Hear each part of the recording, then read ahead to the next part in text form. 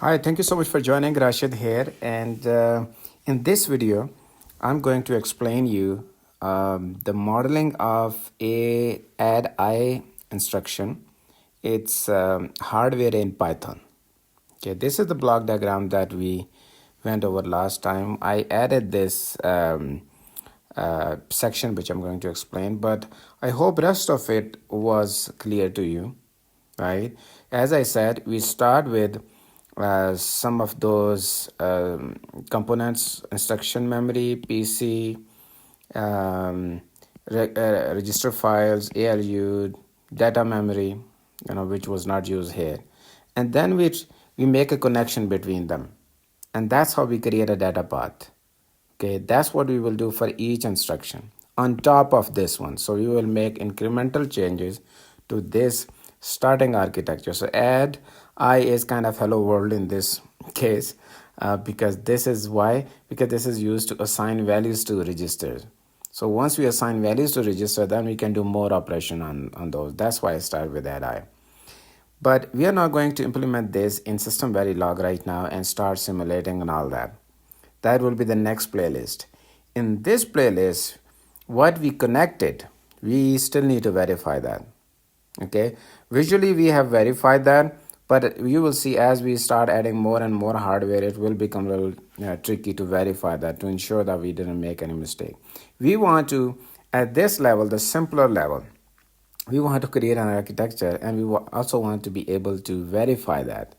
Later on, when we create a hardware on it and we find some architecture problem, that's not good, right?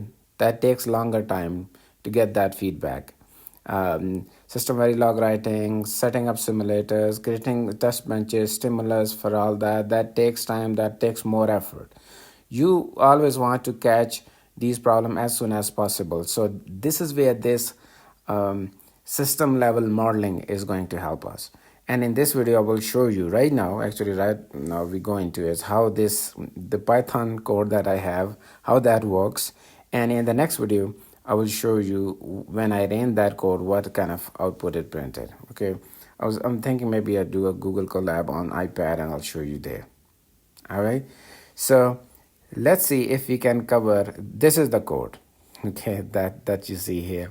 I took a snippet of it into smaller blocks so that it's easier for me to explain and also easier for you to understand. But yeah, this is important that you go through it, run it yourself, get familiar with it, because we won't make too many changes. Every time new instruction comes in, we will make some changes here and there. But most of the flow of the data is going to be similar. We will make some improvement, of course, as I see as we go into the course. Okay, so what this code is, first of all, instead of showing you the individual pieces of it, I want to show you the top level of it, because that's how you will understand what was the flow of it. And then we go and I'll explain each component there. So this is the top level. I'm calling also the stimulus of it, because this is exactly what we are going to build in system Verilog later on when we create a stimulus. But this is an overall kind of flow of it, and you'll understand what I mean here. So this is the main function of our Python models. Okay, within the all this code you see, that will be defined above this, and later on I'll show you full file and you will get a good idea of it. But this is where the main when we call the script, this is where it will start executing from here, and then whenever a function comes in, then we will get into these ones. Okay, so very first thing that you see here, I don't know, maybe we'll do just this one on today. We'll see how it goes. So this, we are creating an instance of a class. So you will see that we will create a class. This RISCV data path is the class we are going to create. And then we will create an instance of a CPU. You can also create a CPU 2, CPU 3, CPU 4, multiple instances of it. So class is like a blueprint, right? Blueprint of your house. It's like this room will be this much big. The windows will be this type. the color of the windows will be this, color of the doors will be this. So it's like a entire blueprint of your house, and then using that blueprint, if you give it to multiple people, they can make their own houses, and they just follow all the instructions in this blueprint. So it's like a complete sketch, the specs that you multiple people can build their houses. So in that case, this class will be the same, this entire specs that you created for the house. And each instance, each creation of the house is like an instance. So I specified all the attributes of the CPU in here in terms of variables, in terms of functions. And then I create this instance. So now this instance contains all the functional variables of this class. Make sense? This is object-oriented program. You don't create it every time. You create it once and then you instantiate it. So we created a CPU hardware here. And we will get into those functional variables. The very first thing we do is there is a function of this class, reset. So it's like hardware, right? You want to reset. And reset should do what? So if we look at this, resets only works on the sequential elements. Where are the sequential elements?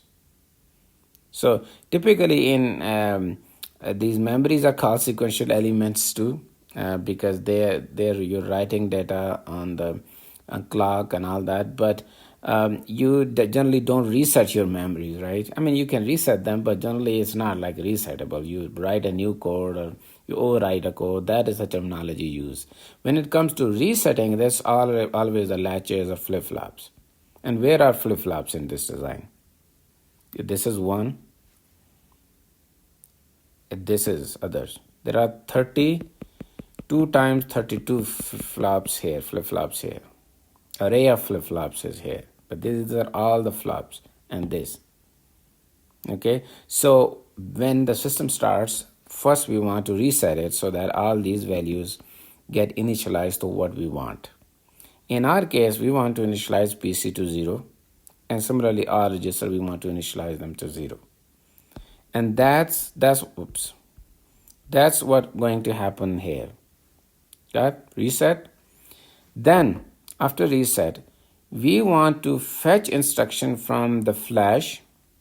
Remember flash I mentioned? That is where whenever a new code here we will put it on a flash and we will put on our PCB, and this CPU needs to read the code from the flash and fill this instruction memory with that. Understood? Or it can always start from reading from flash, but right now what we're doing is we're bringing from the flash onto this instruction memory. And that's what basically we define program instructions. We have just one instruction right now. It's an hexadecimal. How many bits are there? Sorry. 32.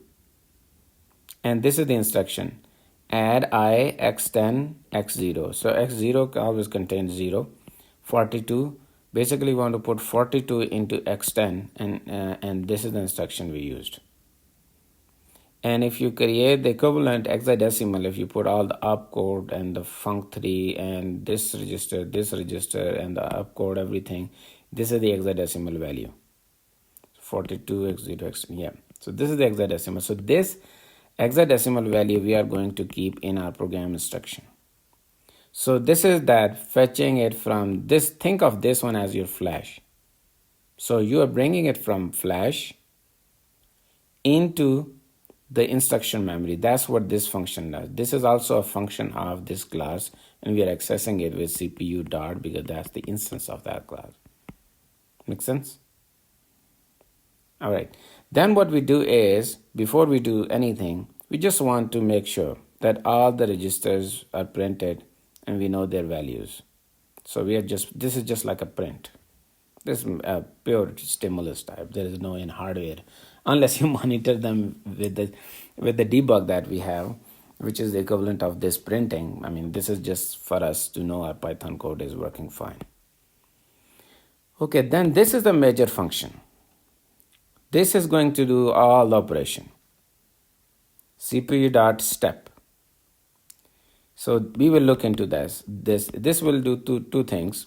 We will look into the combinational part, and then It will also do the sequential part where the clock comes in and you write the data into register file and you put the PC into the address of the next instruction. We will do all that as well as control. And then after our instruction is executed, we also want to dump all the registers again just to see what were the values there. Right? If the register 10, which was this source register, is now contain 42, that means this instruction has success. So register 10 correctly contains 42. If not, then we put an error message. Understand? This is just for executing one instruction, and then we can try putting different instruction there. Basically, how you will get this hexadecimal code, use the simulator that I built. I use that and put this instruction there and see what instruction code it creates and load this into this. And in the simulator, we will see that x10 will be updated with 42. Okay, so rest of the function, let's do them in separate video. I have it there, so pretty soon I'll bring that video, and you will see that we have a class and basic functions defined here. One of them is reset. There's a dump regs. This is load program you already look into.